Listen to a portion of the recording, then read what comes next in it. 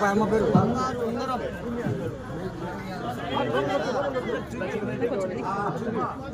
మహానుభావుడు భోగాల లక్ష్మీరెడ్డి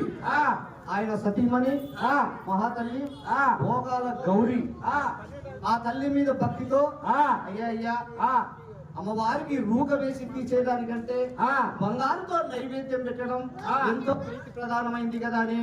సహృదయంతో గొప్ప మనసుతో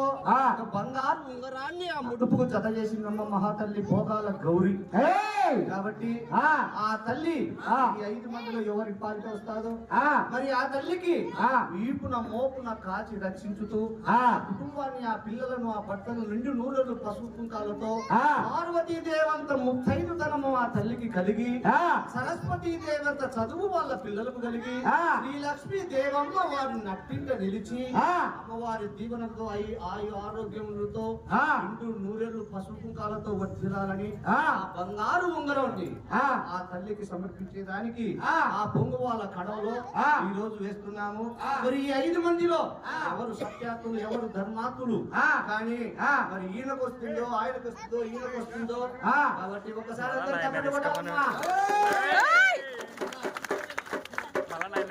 ఇది వచ్చిన ఉంగరం ముడుపు మీకు ఇస్తాము. మిమ్మల్ని దీవించి